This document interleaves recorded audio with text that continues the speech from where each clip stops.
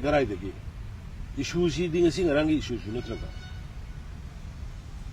Homeland अगर साइजो separate है 2008 की कंडीशन यारख्रबने कंडीशन यारोना है सेमटो तौबानी बट मोगी डिमांड आमांग मे 3 की इरांग होरपगी मरम अमदी थोलिब मिसक्सिंगी तांगो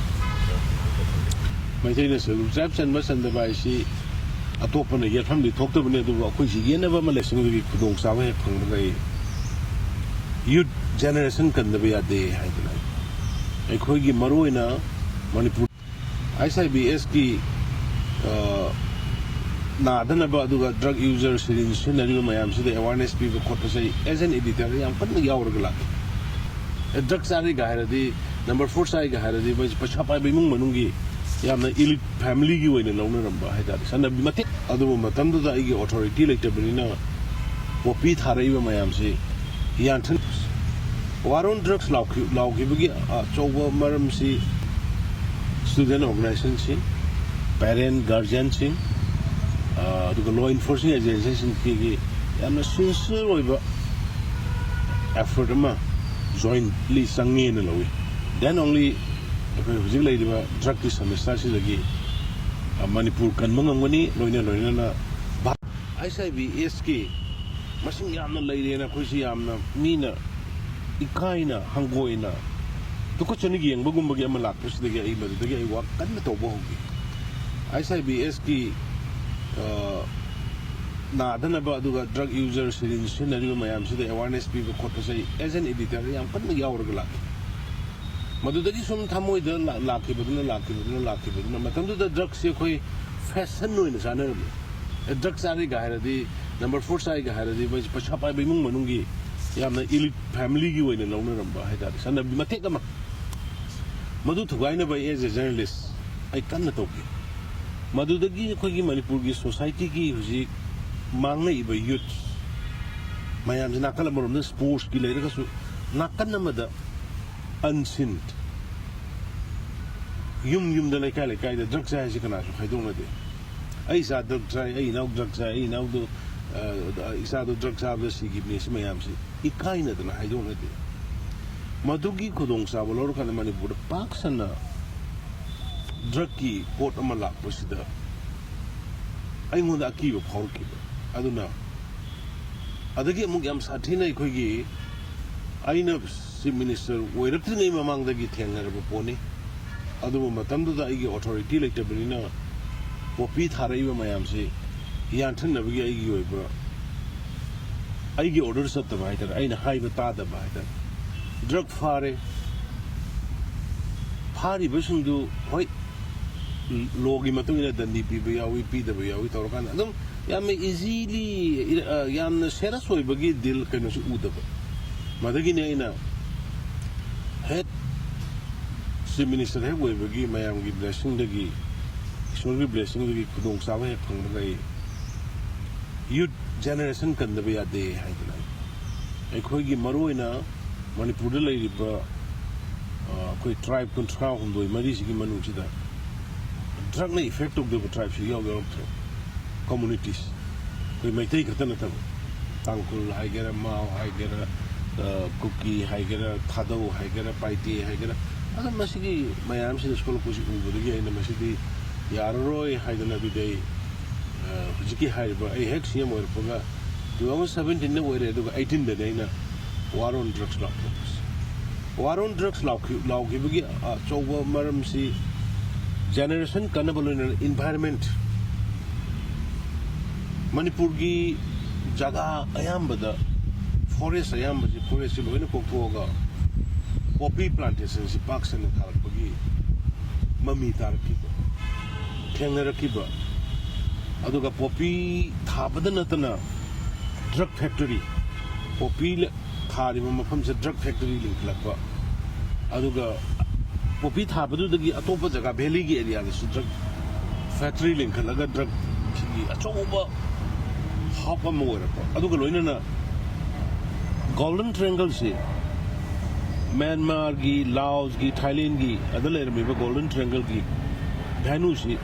कोई मणिपुर हेन नक्सलकनो तौके मणिपुर की ꯆꯤꯡꯒꯤ ꯗꯤꯁꯇ꯭ꯔꯤꯛ ꯑꯍꯨꯝ ꯃꯔꯤꯗ ꯌꯥꯝ ꯀꯥ ꯍꯦꯟꯅ ꯃꯁꯤꯒꯤ ꯏꯐꯦꯛ ꯇꯧꯔꯛꯄꯗꯒꯤ ꯑꯩ ꯃꯁꯤꯗꯤ ꯑꯩ ꯀꯩꯒꯨꯝꯕ ꯈꯔ ꯇꯧꯗ꯭ꯔꯗꯤ ꯌꯥꯔꯔꯣꯏ ꯍꯥꯏꯗꯅ ꯑꯩ ꯋꯥꯔ ꯑꯣꯟ ꯗ꯭ꯔꯒꯁꯦ ꯂꯥꯎꯊꯣꯛꯑꯒ ꯑꯩ ꯀꯦꯝꯄꯦꯟ ꯍꯧꯔꯛꯄꯅꯤ ꯋꯥꯔ ꯑꯣꯟ ꯗ꯭ꯔꯒ ꯑꯍꯥꯟꯕ ꯂꯥꯎꯊꯣꯛꯄ ꯀꯥꯟꯗ ꯑꯩꯉꯣꯟꯗ ꯌꯥꯝ ꯁꯥꯊꯤꯕ ꯑꯦꯂꯤꯒꯦꯁꯟ ꯇꯧꯈꯤ ꯈꯨꯟꯒꯤ ꯃꯌꯥꯝ ꯚꯤꯂꯦꯖ ꯆꯤꯞꯁꯤꯡ ꯑꯗꯒꯤ ꯂꯩꯔꯤꯕ ꯗ꯭ꯔꯒꯀꯤ ꯃꯥꯐꯤꯌꯥ ꯒ꯭ꯔꯨꯞꯁꯤꯡ ꯗꯤꯐꯔꯦꯟ ꯑꯦꯡꯒꯜꯗ ꯇꯧꯔꯀꯥꯟꯗ ꯑꯩꯉꯣꯟꯗ ꯑꯩꯒꯤ ꯄꯣꯂꯤꯇꯤꯀꯦꯜ ꯀꯦꯔꯤꯌꯔꯗ ꯑꯩꯒꯤ ꯂꯩꯔꯤꯕ ꯏꯁꯇꯦꯠ ꯐꯝꯗ ꯆꯦꯂꯦꯟꯖ ꯇꯧꯔꯛꯈꯤꯗꯕ ꯅꯠꯇꯦ ꯑꯦꯡꯒꯜ ꯀꯌꯥ ꯁꯤꯖꯤꯟꯅꯔꯒ ꯑꯗꯨꯕꯨ ꯑꯩꯒꯤ ꯌꯥꯝꯅ ꯅꯨꯡꯉꯥꯏꯈꯤꯕ ꯃꯇꯦꯛ ꯑꯃꯅ ꯃꯗꯨꯗꯩꯗ ꯆꯤꯡꯒꯤ ꯏꯆꯤꯜ ꯏꯅꯥꯎꯁꯤꯡ ꯑꯌꯥꯝꯕ ꯑꯩꯉꯣꯟꯗ through some valley based organization ꯆꯤꯡꯒꯤ ꯂꯩꯔꯤꯕ ꯑꯦꯁꯣꯁꯤꯌꯦꯁꯟ ꯑꯗꯨꯒ ꯚꯤꯂꯦꯖ ꯆꯤꯞꯁꯤꯡ ꯁꯄꯣꯔꯠ ꯄꯤꯔꯛꯈꯤ ꯁꯄꯣꯔꯠ ꯄꯤꯕ ꯍꯧꯔꯛꯈ꯭ꯔꯦ ꯑꯍꯥꯟꯕꯗꯗꯤ ꯌꯥꯝꯅ ꯑꯩꯈꯣꯏ ꯏꯚꯟ ꯄꯣꯄꯤ ꯄ꯭ꯂꯥꯟꯇꯦꯁꯟ ꯌꯥꯟꯊꯠꯄ ꯆꯠꯄꯗ ꯀꯤꯍꯜꯂꯒ ꯇꯥꯜꯂꯛꯈꯤꯕ ꯑꯗꯒꯤ ꯗ꯭ꯔꯒ ꯐꯦꯛꯇꯔꯤ ꯐꯥꯕ ꯆꯠꯄꯗ ꯄꯨꯂꯤꯁꯁꯤꯡꯗ ꯈꯨꯠ ꯊꯥꯔꯛꯈꯤꯕ ꯗ꯭ꯔꯒ ꯐꯥꯔꯨꯕꯗ ꯖꯥꯠ ꯈꯨꯠ ꯊꯥꯅꯔꯛꯈꯤꯕ ꯏꯚꯟ ꯄꯨꯂꯤꯁ ꯀꯃꯥꯟꯗꯣꯒꯤ ꯒꯥꯔꯤ ꯃꯩ ꯊꯥꯈꯤꯕ ꯑꯗꯒꯤ ꯅꯨꯡ ꯊꯣꯝꯃꯛꯄ so many things ꯃꯌꯥꯝ ꯑꯃ ꯂꯩꯈꯤ ꯑꯗꯨꯕꯨ ꯑꯩꯈꯣꯏꯅ ꯃꯁꯤꯒꯤ ꯗ꯭ꯔꯒꯁꯤꯅ ꯃꯥꯡꯍꯜꯂꯛꯏꯕ ꯑꯩꯈꯣꯏ ꯃꯅꯤꯄꯨꯔ ꯈꯛꯇ ꯅꯠꯇꯦ ꯗ꯭ꯔꯒꯅ ꯃꯥꯡꯍꯜꯂꯤꯁꯤ ꯑꯩꯈꯣꯏ ꯃꯅꯤꯄꯨꯔꯗꯒꯤ ꯒꯣꯜꯗꯟ ꯇ꯭ꯔꯦꯡꯒꯜꯒꯤ ꯑꯦꯔꯤꯌꯥꯁꯤꯗꯒꯤ ꯃꯄꯥꯟꯗꯒꯤ ꯗ꯭ꯔꯒ ꯄꯨꯁꯜꯂꯛꯑꯦ ꯁ꯭ꯋꯥꯏꯗꯁꯨ ꯗ꯭ꯔꯒ ꯊꯥꯔꯦ ꯁꯨꯡꯉꯦ ꯄꯣꯄꯤ ꯊꯥꯔꯦ ꯁꯤꯗꯒꯤ ꯁꯨꯡꯉꯒ ꯄꯨꯔꯤꯕ ꯒꯨꯂꯤ ꯈꯪꯗꯦ ꯀꯔꯤ ꯈꯪꯗꯦ ꯃꯌꯥꯟꯃꯥꯔꯣꯝꯗꯒꯤ ꯑꯁꯣꯝꯗꯒꯤ ꯄꯨꯁꯜꯂꯛꯏꯕ ꯃꯌꯥꯝꯁꯦ ꯂꯣꯏꯅ ꯃꯦꯟꯂꯦꯟ ꯏꯟꯗꯤꯌꯥꯒꯤ ꯂꯩꯔꯤꯕ ꯗꯦꯜꯂꯤꯗ ꯔꯥꯖꯁꯊꯥꯟꯗ ꯑꯗꯒꯤ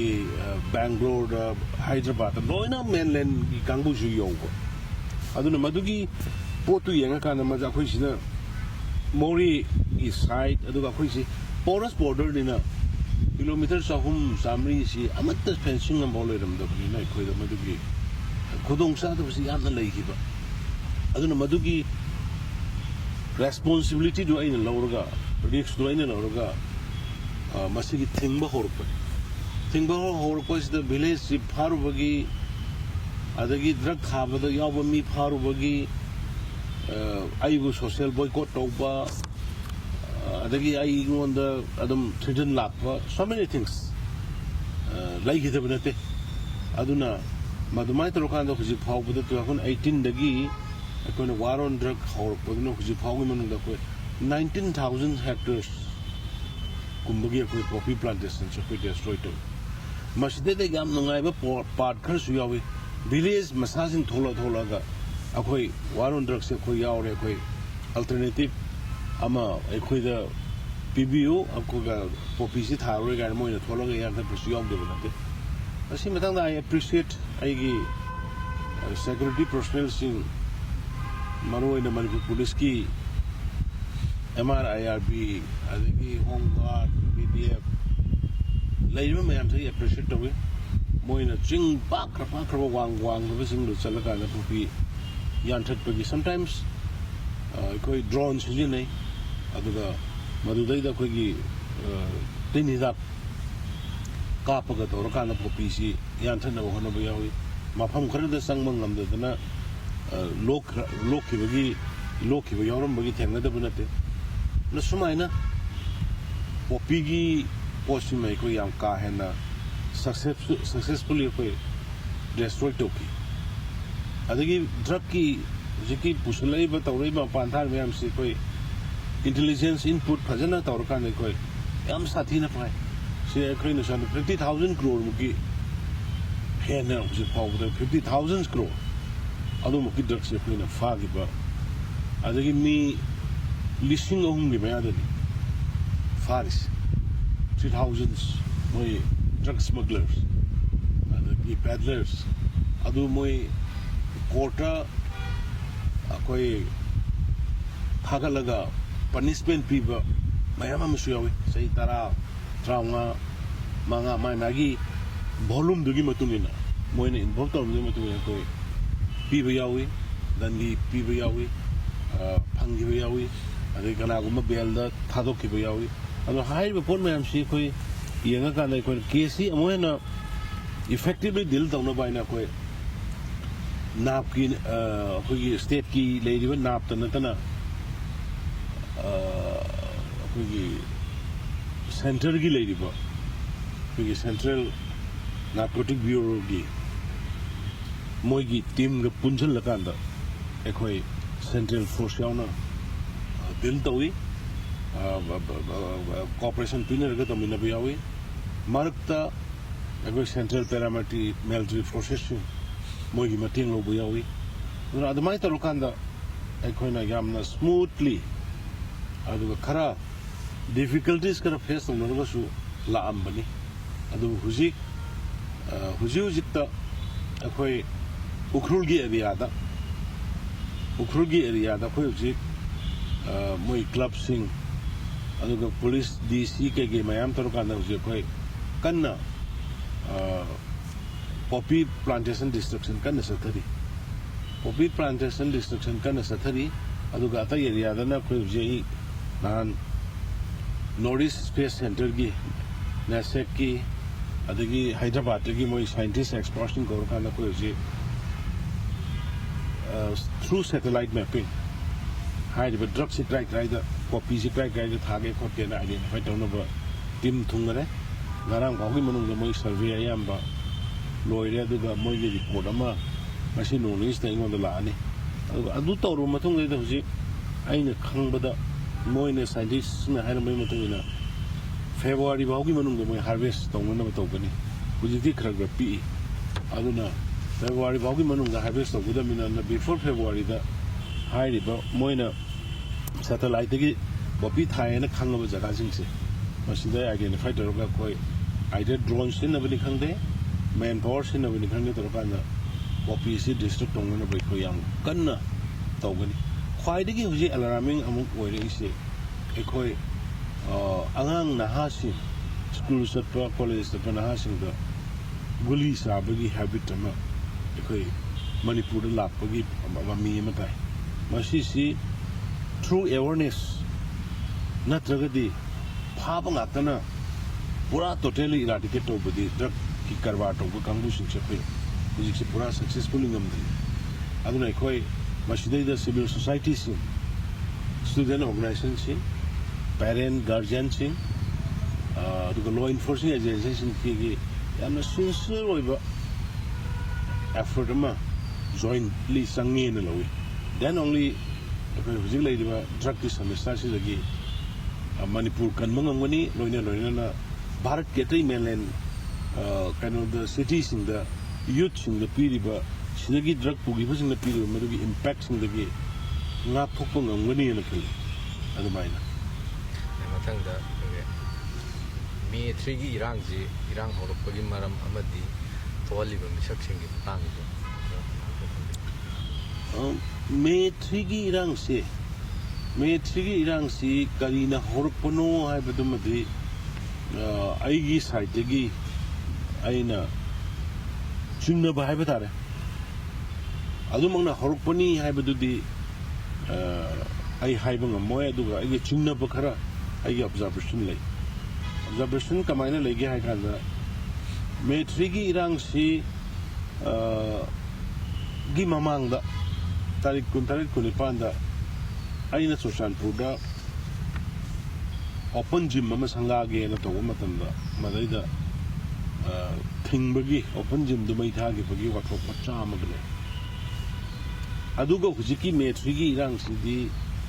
all tribal student union Manipur ꯑꯁꯨꯝꯅ ꯃꯣꯏꯒꯤ ꯔꯦꯂꯤ ꯑꯃ ꯀꯔꯤꯒꯤꯗ ꯔꯦꯂꯤ ꯃꯩꯇꯩꯅ ꯁꯦꯗꯨꯜ ꯇ꯭ꯔꯥꯏꯕ ꯆꯟꯕꯒꯤ ꯁꯤꯗꯩꯗ ꯑꯩꯉꯣꯟꯗ ꯂꯩꯔꯤꯕ ꯑꯩꯒꯤ ꯑꯣꯄꯤꯅꯤꯌꯟ ꯑꯩꯒꯤ ꯑꯣꯕꯖꯥꯔꯕꯦꯁꯟꯁꯤ ꯀꯃꯥꯏꯅ ꯂꯩꯒꯦꯗ ꯃꯩꯇꯩꯅ ꯁꯦꯗꯨꯜ ꯇ꯭ꯔꯥꯏꯕ ꯆꯟꯕꯒꯤꯗꯤ ꯍꯥꯏ ꯀꯣꯔꯠꯇ ꯔꯨꯂꯤꯡ ꯑꯃ ꯂꯥꯛꯄꯅꯤ ꯍꯥꯏꯔꯤꯕ ꯍꯞꯇꯥ 4ꯒꯤ ꯃꯅꯨꯡꯗ ꯃꯩꯇꯩꯅ ꯁꯦꯗꯨꯜ ꯇ꯭ꯔꯥꯏꯕ ꯆꯟꯒꯦꯅ ꯍꯥꯏꯔꯤꯁꯦ ꯁꯤꯒꯤ ꯃꯔꯝꯁꯤ ꯒꯣꯔꯃꯦꯟꯒꯤ ꯑꯣꯏꯕ ꯍꯞꯇꯥ 4ꯒꯤ ꯃꯅꯨꯡꯗ ꯔꯤꯀꯣꯃꯦꯟꯗꯦꯁꯟ ꯑꯣꯔ ꯀꯔꯤꯅꯣ ꯅꯣꯏꯅ ꯍꯥꯏꯅꯤꯡꯕꯗ ꯔꯤꯄꯣꯔꯠ ꯄꯤꯔꯛꯑꯣ ꯍꯥꯏꯕ ꯍꯞꯇꯥ 4ꯒꯤ ꯃꯅꯨꯡꯗ ꯄꯤꯔꯛꯑꯣ ꯍꯥꯏꯕꯅꯤ ꯑꯗꯨꯒꯤ ꯍꯞꯇꯥ 4ꯗꯨꯒꯤ ꯃꯅꯨꯡꯗ ꯍꯤꯜ ꯑꯦꯔꯤꯌꯥꯁ ꯀꯃꯤꯇꯤꯒꯤ ꯆꯤꯌꯔꯃꯦꯟꯅ ꯂꯤꯗ ꯇꯧꯔꯀꯥꯟꯗ MLAꯁꯤꯡ ꯑꯩꯉꯣꯟꯗ ꯂꯥꯛꯑꯝꯃꯤ hariba maitena Schedule Tribe sanbagi High Court na piru harise masi matang pitang lobiyo masi ako'y hujib ko yabang ang giroy ano masi tense mayam si confusion tension lai na rimina ay na mo ito so dumhay ki hoy maitena Schedule Tribe san masan dabay si atop na yat family talk to bane do ako'y sige na ba malay rimina ay madu gitu court ako'y hujib yes or no in a pi giroy matam khar lo gini na hair ga dum sat ki bani ada ya na raga sat khar bani hele ras committee gi ada marak sida achumna moi solidarity rally ma sigi high court ki order sigi mayuk ta chat kani na hair pada rally ni na democracy ni na koi su rally kamai thimu ni sumne gi hill district ki tribal tawe area sing rally sat kani na ada rally do dum salan bani तो rally थोड़ी बहुत हम लोग की rally जो द सोम दी हाई कोर्ट ना हाई जो गवर्नमेंट कोई MIT ने सी कहना सी Schedule Tribes संगे से सुमी है जो पी दी मतलब नहीं दी 4 weeks पीले वो कोर्ट पीले जो मतलब नहीं दी और तौरोई है जो हाइड्री तौगे है जो हाइड्री अदु की मर्क तो दने पर मोइना रैली से सले इस अदु की मर्क तो द मोइना रैली से लकांदा इरांग से हो बने pung tara makai rally moregi areas kam area khar da pung mapan makai do de rally ho aduga Susanpur dai koina phangba report bi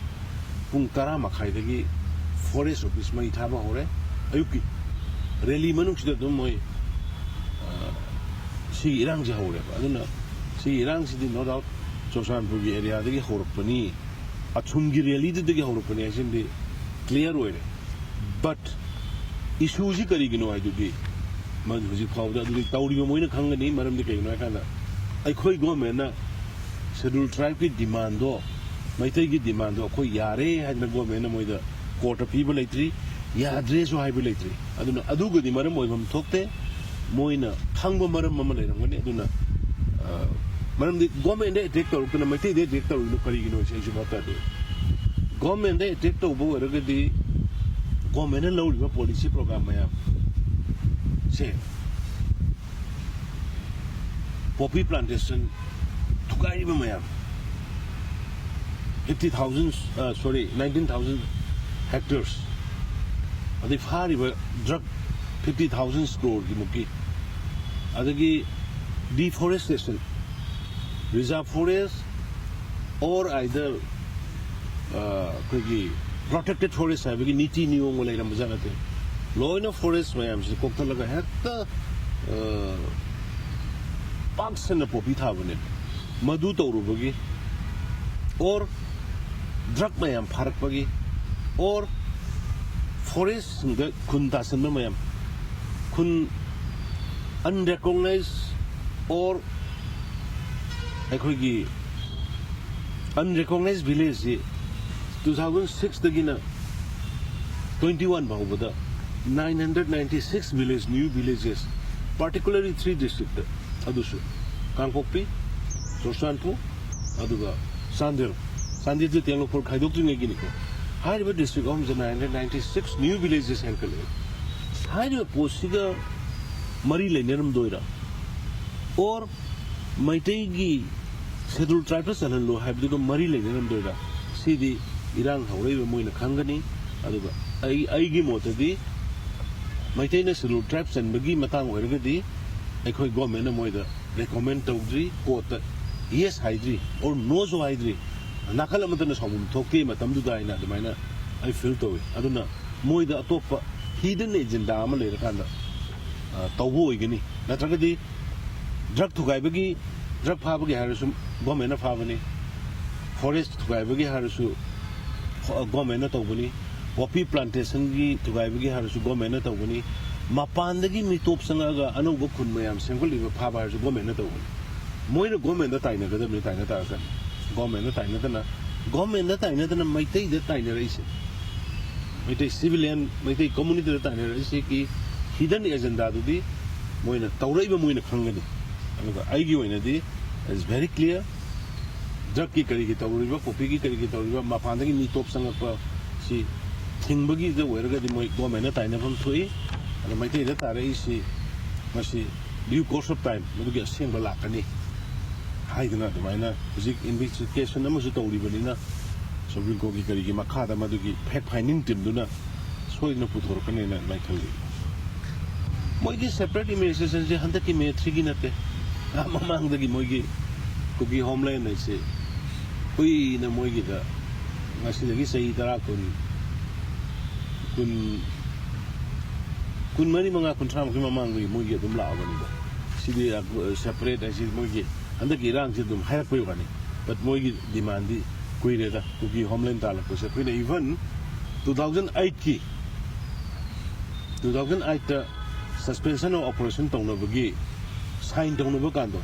ꯑꯍꯥꯟꯕꯒꯤ ꯄ꯭ꯔꯄꯣꯖꯦꯜꯗ ꯑꯗꯨꯝ ꯀꯨꯀꯤ ꯍꯣꯝꯂꯦꯟ ꯌꯥꯎꯔꯛꯑꯦꯕ ꯑꯗ ꯃꯗ ꯑꯩ ꯀꯦꯕꯤꯅꯦꯠ ꯑꯣꯏ ꯍꯥꯏꯗꯤ ꯅꯣ ꯑꯩꯗꯤ ꯌꯥꯎꯕ ꯉꯝꯃꯣꯏ ꯑꯗꯨꯗꯤ ꯑꯩꯒꯤ ꯁ꯭ꯇꯦꯠ ꯃꯅꯨꯡꯁꯤꯗ ꯑꯩꯒꯤ ꯌꯨꯝ ꯁ꯭ꯇꯦꯠꯁꯤ ꯊꯨꯒꯥꯏꯅꯕꯒꯤ ꯑꯦꯖꯦꯟꯗꯥ ꯌꯥꯎꯔꯒ ꯁꯁꯄꯦꯟꯁꯟ ꯑꯣꯐ ꯑꯣꯄꯔꯦꯁꯟ ꯁꯥꯏꯟ ꯇꯧꯕꯗꯨꯗꯤ ꯑꯩ ꯌꯥꯎꯔꯣꯏꯅ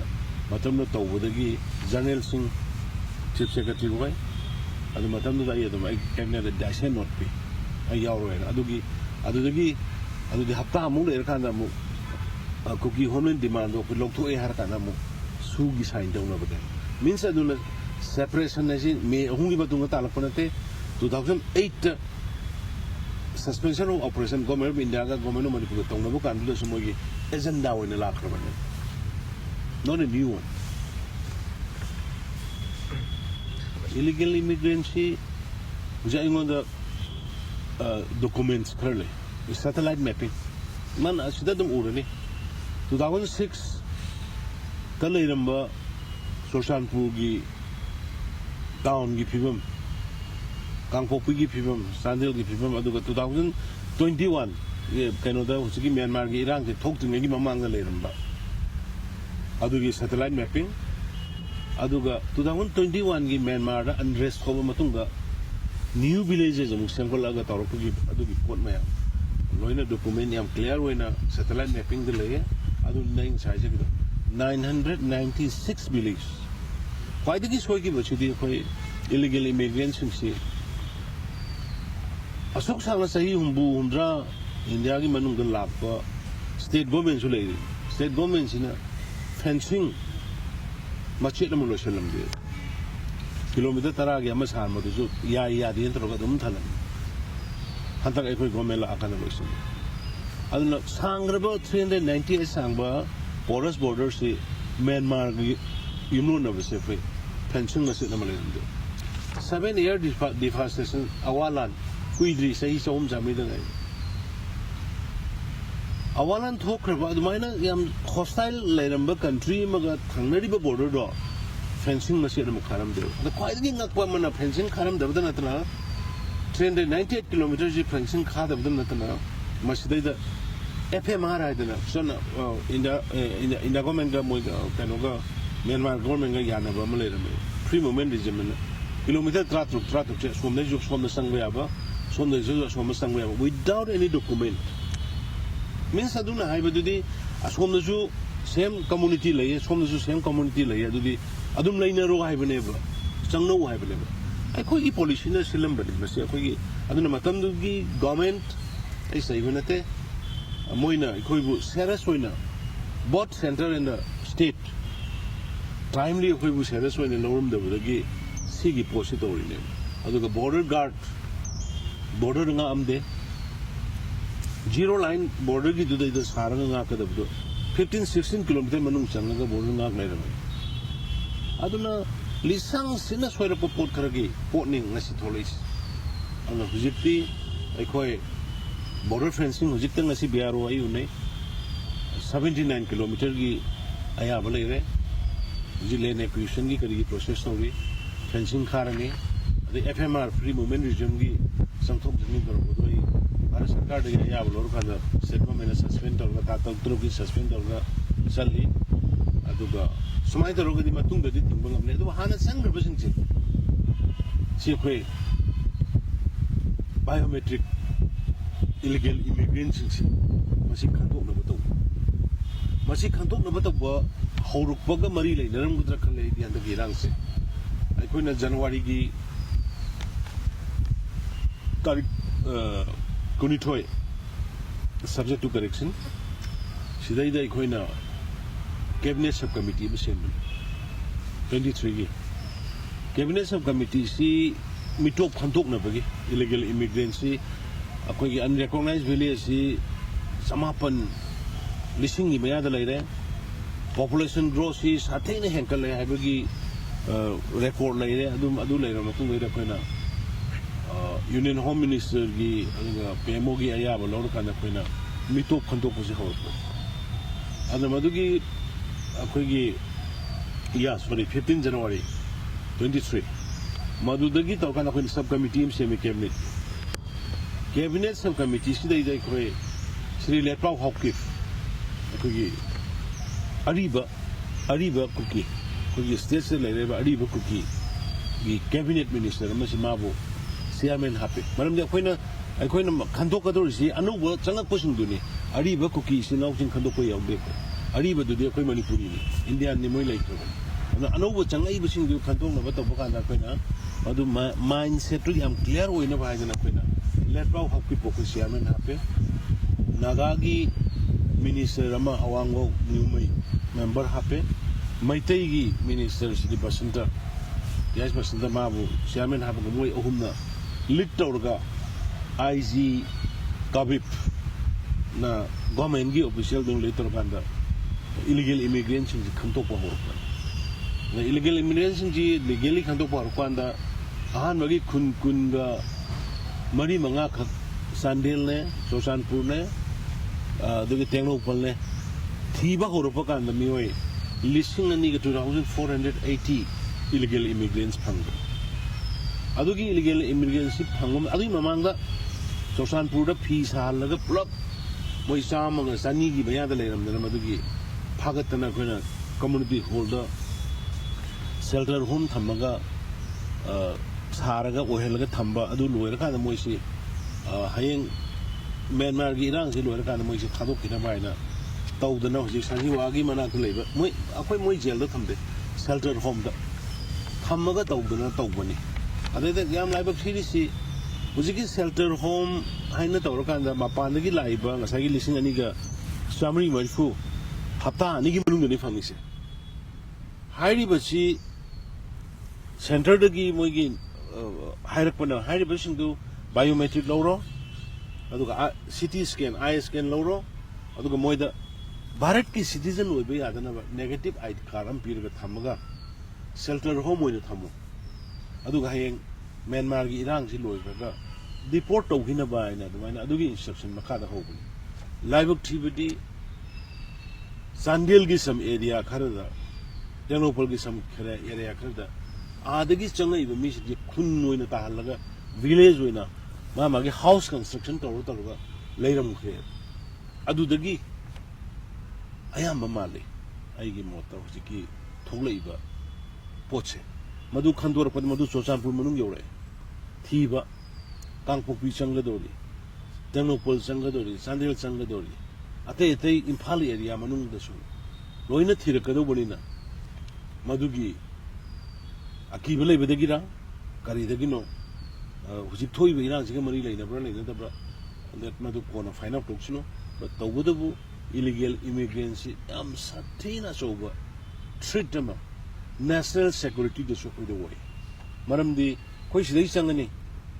Aadhaar card am seme karam mino khangde karino khangde Delhi yogre dum Hyderabad yogre ad Bombay yogre ada Indian citizen ne leigre but where is mogi origin di adu di oidi asomdagi ngak boiramba so many cases I go this aduna I card fake I card mayam I koina phariba adigi Aadhaar card saramba mayam phariba se machina state ki security the national security the yam chauna shimai adu mangna bu hujik Manipur gi case NIA na national issue ni aiduna adu maina lawgre moina the minor treat of gravity. I want the concrete paper portly. Government of India response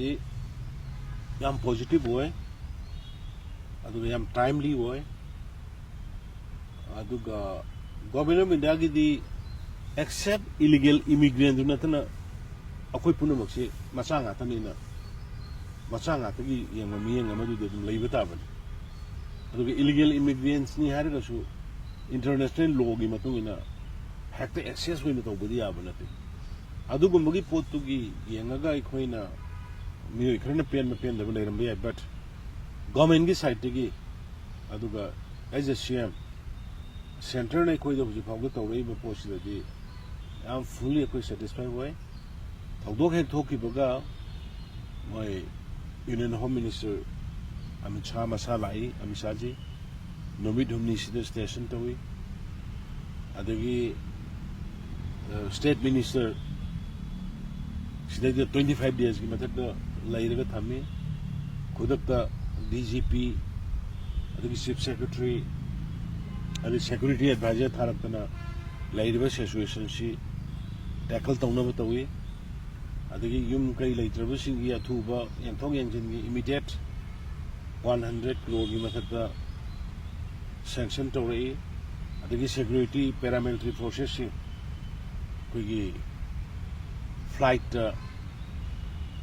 tharaktana jaga da irang ni nemthanaba kan honagi honne hujiksu honari mafam mayam da deploy tawduna khotun tawduna aduna Central government gi tawai ba aduga 24/7 Union Home Minister Amit Shah ji monitor tawi Prime Minister office tagi monitor tawi aduga pangba yaba mate fajana pangi hujik akoi sida 70 IT company paramilitary forces operator ga lairi aduna hujik su peace kharaga koi halakwa hore se macha kra natana na thuba matamda central government gi mateng amaje koi state government gi tawun honari ba praja singi mayam honari ba sila kana koi peace lakane na khali and till now ai gi mota in the government na sigi conflict sida yam fazana neutrally aduga india gi security amadi state sigi security yam fazana protect obiri hai nai de mana ai thanne asigi narco terrorism utat pai jai ga khoi war on drugs se sini war on drugs se khoi mai panga mai pak pata bani aduna khoi continue tawri tawgini hek manipur dagi drugs si mapung phana mutat pai bu khoi gi copy than da ba drug business drug karbar to bu sing si manipur da lai handa ba और high busing जी आइन की मतुंगिना law की मतुंगिना मतिक जाबदनी PN bye बिसे सिदा कोई government अदुम लाइगिनी अदुम सथगिनी प्रजा का पुन्न अदुम थंगमिने गिनी माने सिम थमनी जे मसि मयामना हाइना बोरम बोइदा मेमान तादब कांगबु खरना पॉलिटिक्स सब बोरम गनी सिदै द हुजिकी लान सिदा तो गुमबि पोरम द नेचुरल रिसोर्स अदु दा मरि एम त लाइनदि सिदि वारी खंगदबा adum apana ga leiru mi oru ni sum ngana gi mani ku khang da kangu ndu oru ni maitai is a major community maitai kar passion bai beta passion leiru ga sulai akoi khang bakan batai aduga kharasu akoi liberal oi batai oi de haide aduna khanga duk laidana koina kha hujik so khoi khang gi batai maram de khoina major community ni na khoi community macha lai riba se lakh lising tara gi population lai lising manga gi population lai lakh amagi lai ani gi lai lising kunthra gi lai so many tribes mayam se khoina kon basangi khonjan basangi akhoina community khuding mak ka khoi lana longna ba moina lana lor so khoina wari sarga sumthokna ba hona ba sangi akhoi punna lemina na bagi wakhalon si akhoi maitai na so howi aduga maitai na so hobom thoi hujik su masai hai do mapana gi sanga kono ano busing di yade duga hana lei busing di akhoi ga noi ga akhoi adum homin gamin na koni lemina ga da bani noi ju sidala ise kuire sai chani so hom sujala sam chani sujala chani so hom sujala noi so dum sidala yo noi akhoi ga lemina ga dam ni haiba adun masigi pochi ikuting thoga mi ikuting thoena khoi maitai na machine yamuba aduga state sigi laibak sigi ningthau palaga lakpa history da aikhoina mapung oina role lorga naga ga aikhoina lakki banina masa aikhoina puksen khara chawba khara khangba kanba ngapi ba kauthokba forgive and forget adugma mayam khara maitai na tawgaba yaro madu akhoi tawbam thoi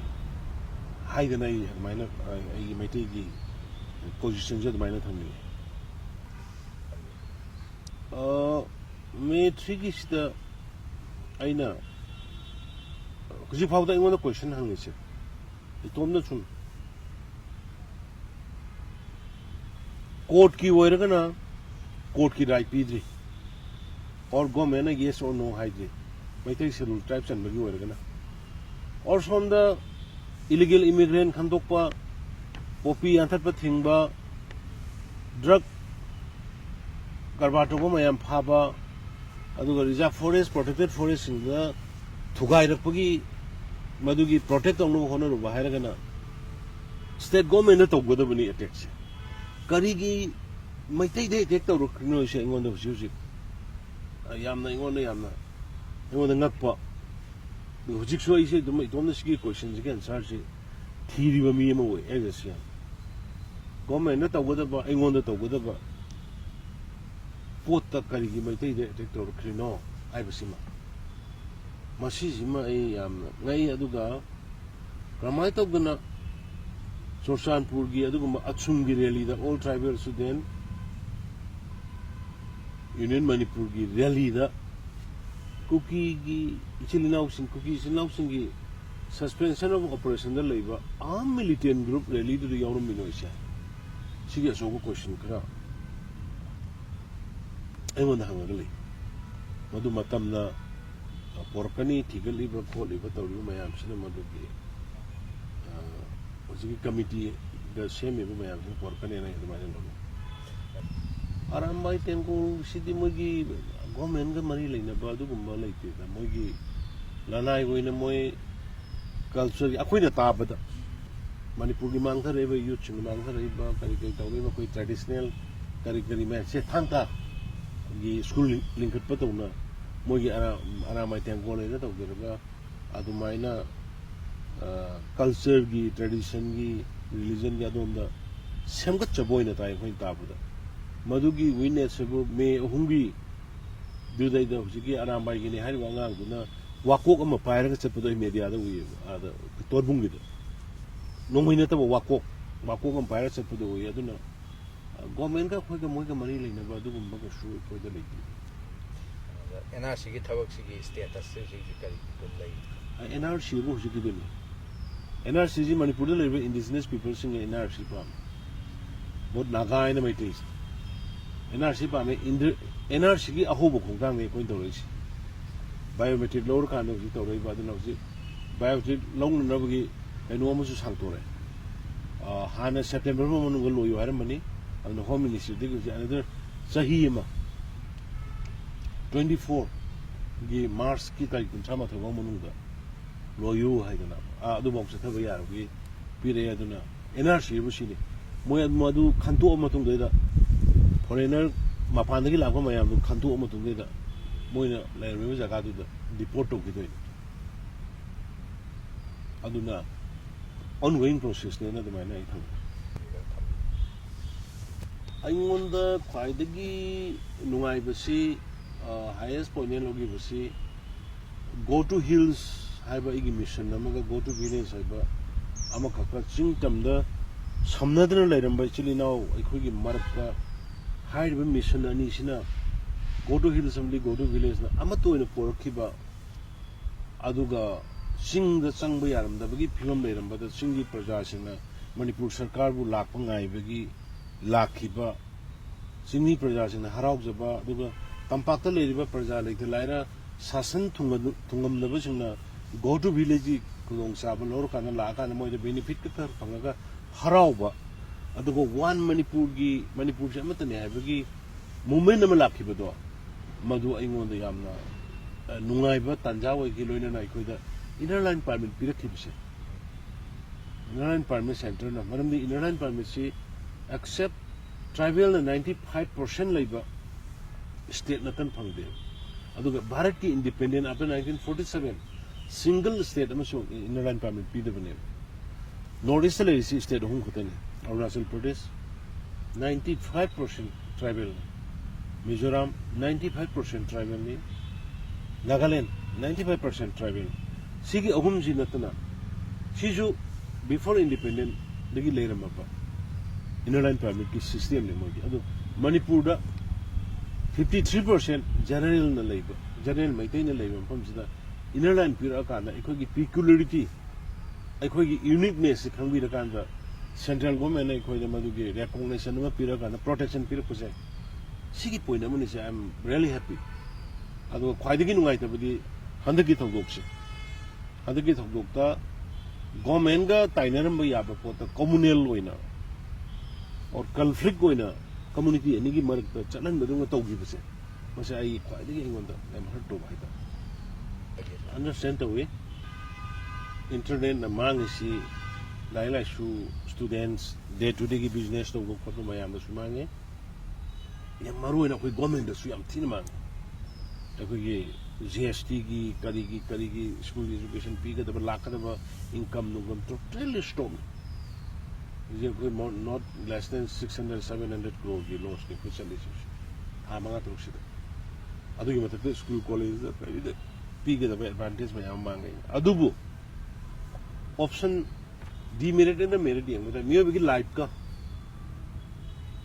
अदुगी ngak casually mang buduga ani si yang kana miyo bigi life kan mane han maru yar kana koi si thing bagi si lobuni we are not against anybody maram di internet si hanga kana koi gi athai sa ba social media ro thagala kana emotion da chana kana akoi hujik lei ba crisis se hena exaggerate tor ko ya ba hena widen tor ko ya ba miyo bigi punsi hena mangna rakpa mamang to ukre adugumba dudagi thinna ba haidina koi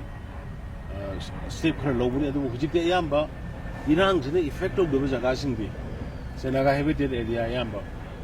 जैसे government offices DC office को मकरी को जगह जगह दे internet की खुदोंसाबा कोई provide तौरे अदु लोइना wifi की फैसिलिटी नेटवर्किंग सु कोई तौर कान दम मिनिमम लेवल द फंक्शन तो बा होंनो बदे कोई तौरे ने माने थंगे इरांग से द इंटेलिजेंस फेलर से आइना सुन खनबदा हुजिकी रैली दुदा दुमाइना अटैक तौनी हैबसे अखोई गवर्नमेंट दा पाव फंगदबदुना रैली दुदा अटैक तौरकनी हैबसे मदुगी प्रिपेयर तो होगदबा मदि आई स्मेल तोई अदुबु हु इज रेस्पोंसिबल हैबदुदी मतम लानी अदुगा एफेक्ट तौरकनी न खंग हौदबगी पोट अम खते आई वांट टू शो यानिंग खरले तसेंग हारगदी मणिपुर बु लास्ट 6 years मणिपुर करी तौदबु यावरी मिस फेमिना ड्रीम ने G20 ड्रीम ने अमुक ओइनी गाय खंदबा ट्राई नेशन की फुटबॉल डुरान कप की फुटबॉल लाइरिबा मयाम सिगी लाइव चेन सी दैदा कलकपा अखोइगी गवर्नमेंट सी और बीरेन की लीडरशिप से है ना स्ट्रेंथन तौग्रनी हाइबगी बीजेपी सी है ना स्ट्रेंथन तौग्रे हाइबा कोई अपीसमेंट पॉलिसी द थाजबा मीजिंग की खुद यारो mo हैनिंग लेती अदुदी आई कपंगम दे मदुमति अदु आई मंग या हारो गसु पॉलिटिक्स तो या हरकन अदुना मदुदी आई नत्रगदी कराइदगी इशू सी दिंग सिंग रंगी इशू नत्रगा होमलैंड आइन साइजे गिदो सेपरेट हाइजे 2008 की द कंडीशन दु यारो खरबने अद कंडीशन दु यारो इने हाइने रगे सेंटु तो गुबानी बट मोगी डिमांड दे आमा मांग दैने हैबने माने माने जगह यार इने को थैंक यू